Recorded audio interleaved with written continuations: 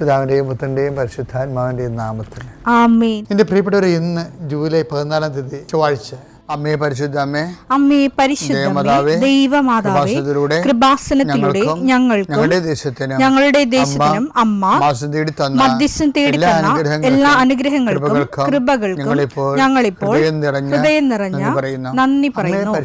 അമ്മേ പരിശുദ്ധമേ, ദൈവമാതാവേ, 2004 ഡിസംബർ 7 ഉച്ചകഴിഞ്ഞ് 2:30 കൃപാസനത്തിൽ സംഭവിച്ച അമ്മയുടെ പ്രത്യക്ഷപ്പെടലിനെ കുറിച്ച് തിരുസഭയ്ക്ക് സമർപ്പിച്ചിരിക്കുന്ന പഠനരേഖകളുടെ സഭാത്മകമായ പഠനം ആരംഭിക്കുവാൻ ഞങ്ങൾ പ്രാർത്ഥിക്കുന്നു. അമ്മേ പരിശുദ്ധമേ, ഭൂസ്വർലോകങ്ങളുടെ രാജ്ഞിയായ അങ്ങേയ്ക്ക് ഭൗമസംരക്ഷണത്തിനായി പ്രപഞ്ചപ്രകൃതിയെ തന്നെ തിരുസഭ പ്രതിഷ്ഠിക്കുവാൻ ഈ പ്രത്യക്ഷീകരണം വഴി ഇടയാക്കണമേ. പരിശുദ്ധമേ, ജപമാല മാതാവേ, സകല കൃപാസനം പ്രാർത്ഥനയോടും ചേർത്ത് ഞങ്ങളിപ്പോൾ പ്രാർത്ഥിക്കുന്ന ഈ കുടുംബത്തിന്റെ പ്രത്യേക നിയോഗം പറ മക്കളെ.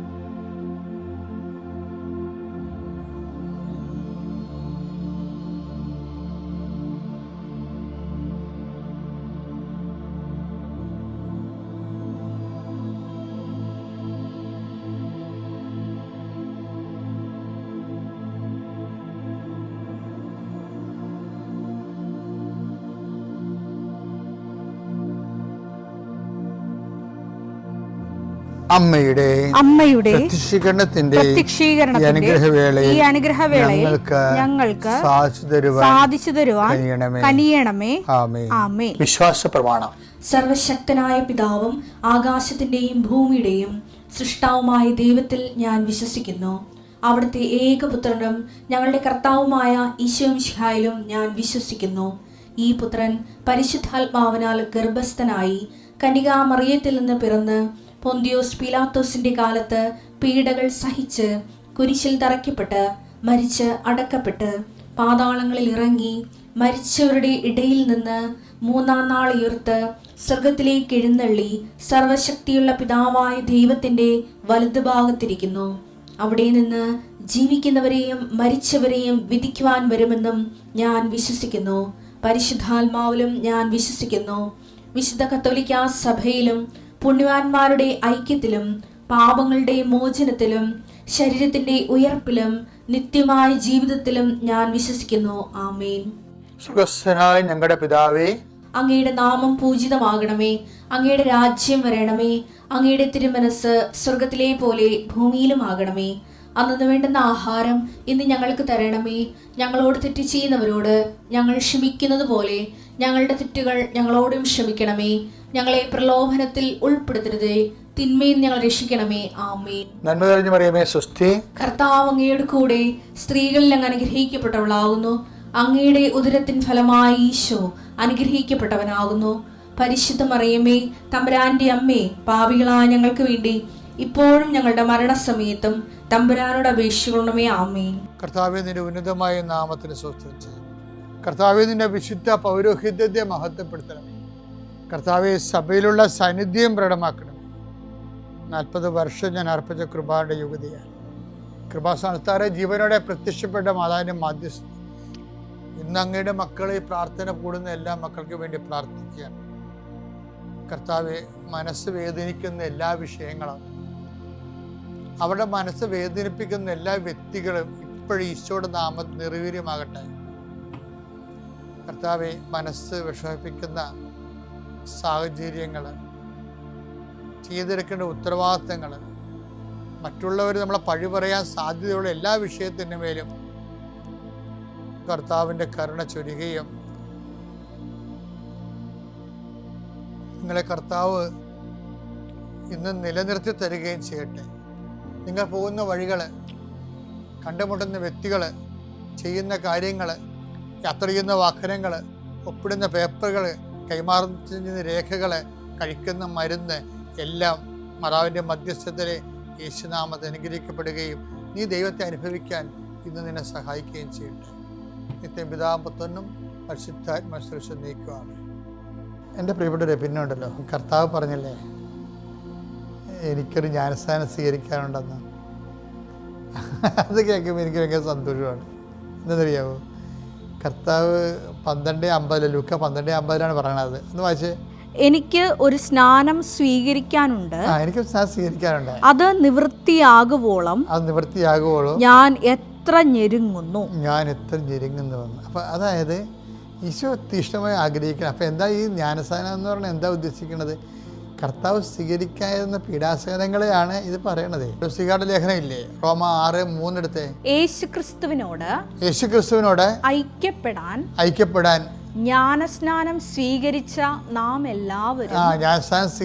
എല്ലാവരും അവന്റെ മരണത്തോട് ഐക്യപ്പെടാനാണ് ജ്ഞാനസ്നാനം സ്വീകരിച്ചതെന്ന് നിങ്ങൾക്കറിഞ്ഞുകൂടെ. ഓരോ സഹനവും കർത്താവിൻ്റെ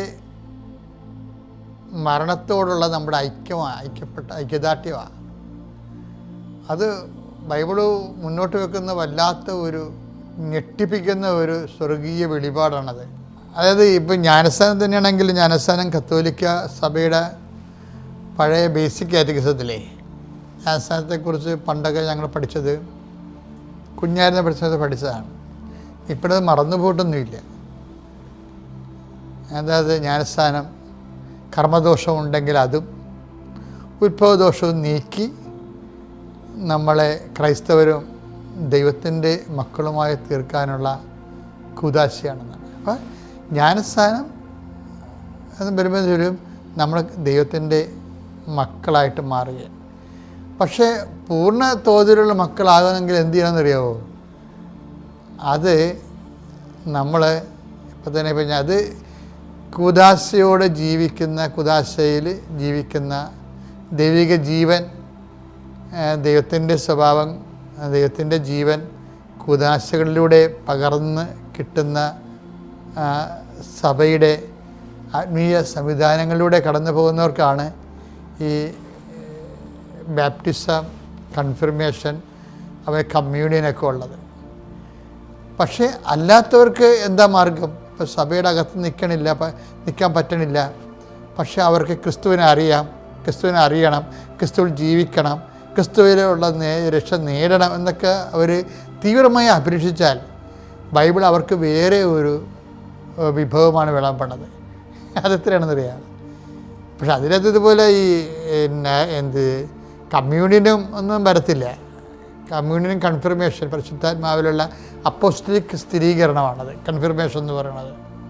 പിന്നെ കമ്മ്യൂണിയൻ കർത്താവിനെ പങ്കുവെച്ച് നമ്മൾ കമ്മ്യൂണിയനായിട്ട് ഈ ദിവ്യകുർബാനയിൽ ഈശോനെ സ്വീകരിക്കണത്. അപ്പോൾ അതൊരു വഴിയാണ്. പക്ഷെ ആ വഴി ചില സമയത്ത് സാഹചര്യം കൊണ്ട് പറ്റാത്തവർക്ക് എന്ത് ചെയ്യും? അവർക്ക് വേറെ ഒരു വഴി ക്രിസ്തുവിനെ അറിഞ്ഞ് ജീവിക്കാൻ വേണ്ടി ബൈബിള് ഒരു വാതിൽ തുറന്നു വെച്ചിട്ടുണ്ട്. അത് പൗലോസിലൂടെയാണ്. പുള്ളിയായിരുന്നു ഇങ്ങനെ വിജാതിയുടെ അപ്പോസ്തലൻ എന്നാണ് പുള്ളി അറിയപ്പെടുന്നത്. നമുക്ക് വിജാതിയിൽ നിന്നൊക്കെ വിളിക്കാൻ പറ്റുമോ എന്ന് അറിയത്തില്ല. ബൈബിളിൻ്റെ ഒരു ടേമാണത്, തർജ്ജമ ചെയ്ത ടേം. അപ്പോൾ അതുകൊണ്ട് ഞാനത് പറഞ്ഞതേ ഉള്ളൂ.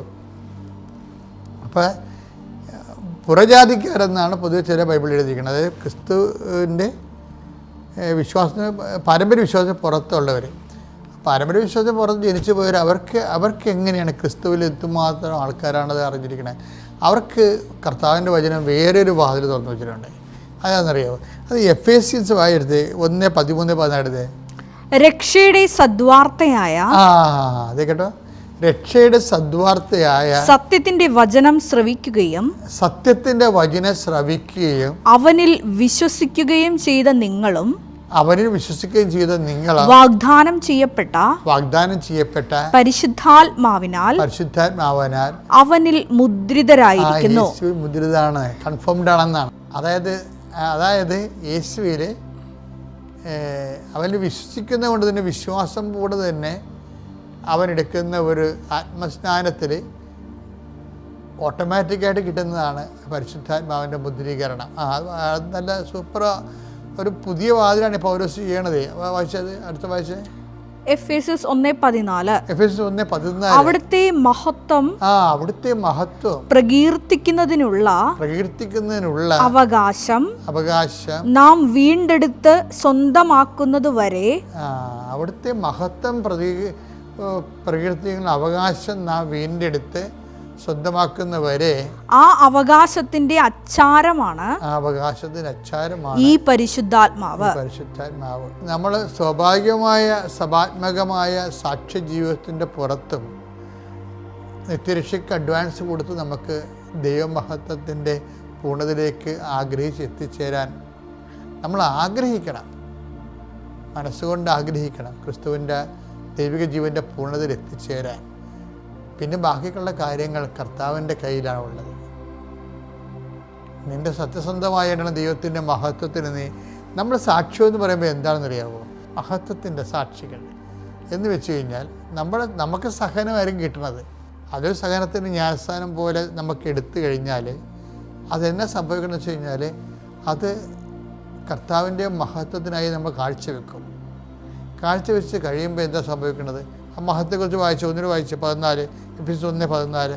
അവിടുത്തെ മഹത്വം പ്രകീർത്തിക്കുന്നതിനുള്ള അവകാശം നാം വീണ്ടെടുത്ത് സ്വന്തമാക്കുന്നത് വരെ ആ അവകാശത്തിന്റെ അച്ചാരമാണ് ഈ പരിശുദ്ധാത്മാവ്. പക്ഷെ പറഞ്ഞതാണ് ഏതെങ്കിലും തരത്തിലൊരു സഹനം വന്നാൽ ക്രിസ്തുവിൻ്റെ മരണത്തോട് ഐക്യപ്പെടുത്തി നമ്മുടെ സഹനത്തെ മാറ്റണം. അപ്പം നമ്മൾ അങ്ങനെ മാറ്റിയാൽ നമ്മൾ പരാതിപ്പെടത്തില്ല. നമ്മൾ ഉപദ്രവിച്ചവർ ക്ഷമിക്കും. നമ്മൾ ക്രിസ്തീയ ക്ഷമയെന്നൊക്കെ പറഞ്ഞാൽ എന്താണെന്ന് അറിയാമോ? അത് ജ്ഞാനസ്ഥാനത്തിൽ നമ്മളെ സഹായിക്കുന്നതാണ്. സഹനം തരുന്ന ആൾക്കാരെ അതിലൂടെയാണ് നമുക്ക് നിത്യരക്ഷ നേടിയെടുക്കാൻ കഴിയണത്. അതിമനോഹരമാണ്. അപ്പോൾ ഒന്നിനും വിഷമിക്കരുത്.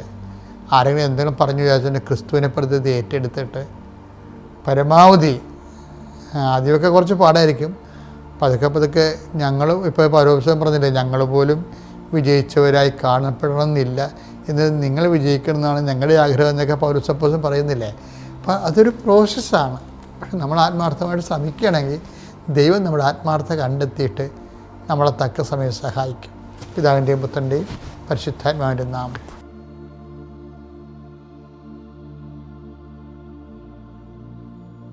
അത്യപൂർവ ദൈവാനുഭവങ്ങൾ ഇനി നിങ്ങൾക്കും സ്വന്തം. ഈ യൂട്യൂബ് ചാനൽ ഇതുവരെ സബ്സ്ക്രൈബ് ചെയ്തിട്ടില്ലെങ്കിൽ ഇപ്പോൾ തന്നെ സബ്സ്ക്രൈബ് ചെയ്യുക. ഈ വീഡിയോ ഇപ്പോൾ തന്നെ നിങ്ങളുടെ സുഹൃത്തുക്കൾക്ക് ഷെയർ ചെയ്തുകൊണ്ട് കർത്താവിൻ്റെ പ്രേക്ഷിതരാകുക.